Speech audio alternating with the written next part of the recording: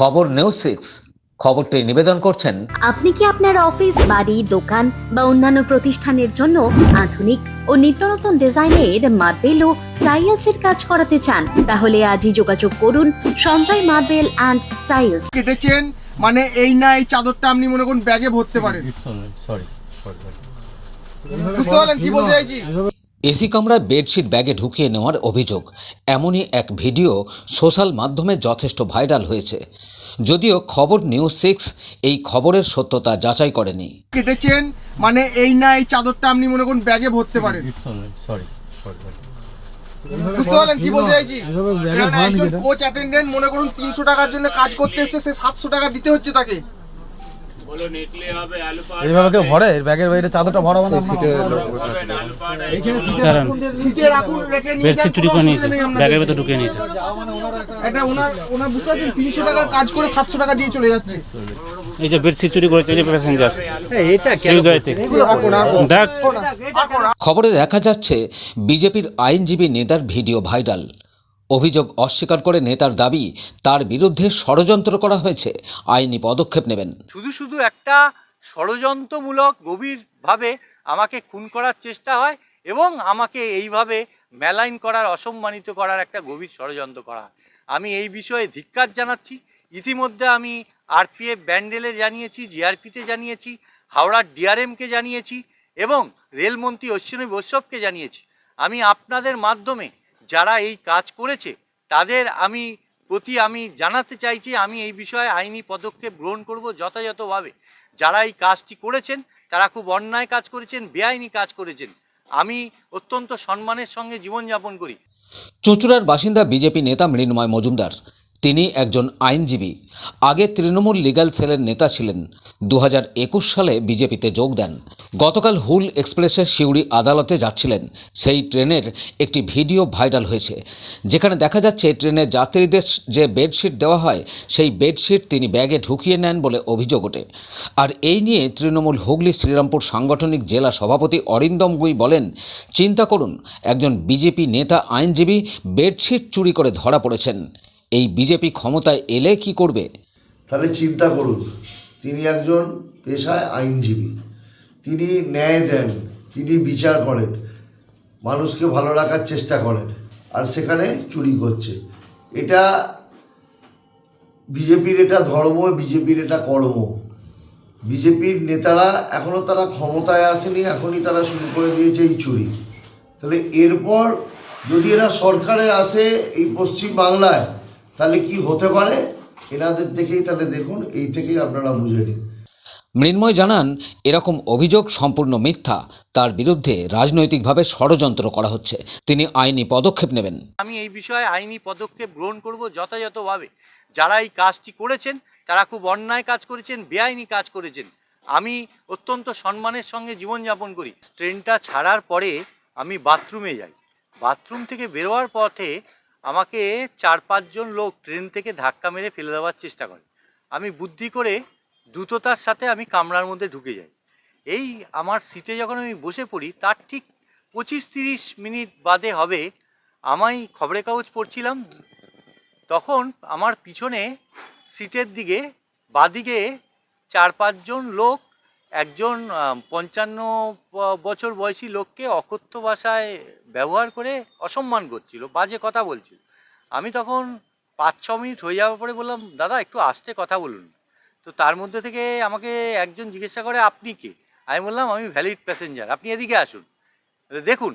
বললাম যে কী হয়েছে? বলছে ইনি তার চাদর ব্যাগের মধ্যে রেখেছিলেন।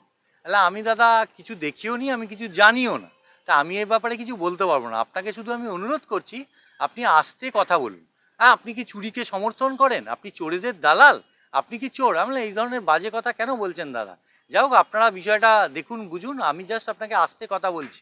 হ্যাঁ, তো বলেই আমাকে বলছে যে জানেন, এই 300 টাকার চাদরের 700 টাকা এর থেকে কেটে নিতে পারে, এর চাকরি সাসপেন্ড হয়ে যেতে পারে। আমি বললাম, দেখুন দাদা, আমি চুরিকে সমর্থন করি না বা এই ধরনের ঘটনার বিষয়ে আমি কিছু জানি না, তা আমাকে এগুলো কথা বলছেন। ওকে, ইটস অল রাইট, সরি বলে আমি আমার নিজের সিটে আমি বসে পড়ি। আমি একটি লেদারের ব্যাগ নিয়ে গেছিলাম, তার মধ্যে আমার 2টো ব্রিফ ছিল, ফাইল সমেত। ল্যাপটপ ছিল এবং আমার আইনের বই ছিল এবং আমার একটা পেনের খাপ ছিল এবং আমার গ্রাউন্ড ছিল, আর আমি উপরে একটা জ্যাকেট পরেছিলাম ঠান্ডার জন্য। তো এই হচ্ছে ঘটনা। এবার এই বিষয়ে তো যদি ওনাদের তৎক্ষণাৎ কেউ কিছু করে থাকে বা আমার বিরুদ্ধে অভিযোগ থাকে, তাহলে তো আরপিএফ, জিআরপিএফ কি বা রেলের টিকিট চেকার ছিলেন ওই কামরাতে, তাদেরকে তো ডাকতে পারতেন। ওনারা কোনো কিছু ডাকলেন না, বা আমার ব্যাগ থেকে কোনো কিছু চাদর বেরোচ্ছে, প্যাকেট বেরোচ্ছে, জামা কাপড় বেরোচ্ছে, এ বিষয়েও ভিডিওতে কিছু দেখা যায়নি, বা আমি ঢোকাচ্ছি এরকমও কিছু দেখা যায়নি, বা আমার সিট থেকেও পাওয়া যায়নি। আমি 3টে মোবাইল ফোন আমি অ্যাপেলের ব্যবহার করি, যার দাম 2 লাখ টাকার উপরে, 45,000 টাকার উপরে ল্যাপটপ ছিল আমার ব্যাগে। আমি যে লেদারের ব্যাগটা ব্যবহার করে যাচ্ছিলাম সেটার দাম 3,500 টাকা।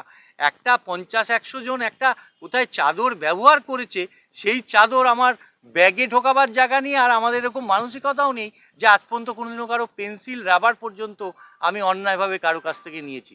তাই এই ঘটনার মধ্যে দিয়ে আমার ব্যাপক সম্মানহানি হয়েছে। আমি অনুরোধ করব সংবাদ মাধ্যমের মধ্যে দিয়ে যাতে এর প্রকৃত তদন্ত হয়, দোষীদের প্রকৃতভাবে শাস্তির ব্যবস্থা করা হয়, এবং যারা এই কাজ করেছে তারা যেন প্রকাশ্যে এসে তাদের পরিচয়টি ব্যক্ত করে। এটা আমি এই মুহূর্তে তো বলতে পারছি না, তাদের আমি 4-5 জনকে আমি চিনি না, একজনের মাত্র আমি মুখ দেখতে পেয়েছি। 4 জনের মাথায় মাংকি ক্যাপ ছিল, টুপি ছিল এবং তাদের মুখটা খোলা ছিল, আর 2 জনের গলায় মাফলার ছিল, আর একজনের মুখে সাদা কালো মেডিকেটেড মাস্ক পরা ছিল। দাদা, যে ভিডিও ভাইরাল হচ্ছে সেখানে আপনাকে প্রথমেই সরি বলতে দেখা যাচ্ছে এবং মুখ লোকাতেও দেখা যাচ্ছে। না, প্রথমেই সরি বলতে দেখা যায়নি, সব শেষে আমি একে বারবার বলাতে আমি ঠিক আছে, ইটস অল রাইট, আমি এই বিষয়ে কিছু জানি না, দেখিনি, সরি। আর মুখ লোকাতে যখন আমার মুখের সামনে ভিডিওটি তারা নিয়ে আসে, ক্যামেরাটি, তখন আমি সেই ক্যামেরাটাকে সরিয়ে দিয়ে হাত দিয়ে আমি প্রতিবাদ করেছি, সঙ্গে সঙ্গে প্রতিবাদ করেছি। এগুলো দাদা কি করছেন? আমি তো পিছন থেকে দেখতে পাইনি কে ভিডিও করছে না করছে। আমার সামনে যখন তারা ক্যামেরাটা নিয়ে আসে তখন ক্যামেরাটা সরিয়ে দিয়ে এবং আমি বলি এগুলো দাদা কি করছে? আপনি কাদের পক্ষে অভিযোগ তুলছেন? যারা ওই 4-5 জন ব্যক্তি যারা আমার সাথে খারাপ ব্যবহার করেছে, আমার ভিডিও করেছে এবং আমাকে অসম্মানিত করেছে, এবং যারা আমাকে ট্রেন থেকে ফেলে দেওয়ার চেষ্টা করেছে আমি বাথরুম থেকে বেরোবার পরে, তাদের বিরুদ্ধে আমি অভিযোগ জানাচ্ছি। রাজনৈতিক কোনো অভিসন্ধি রয়েছে?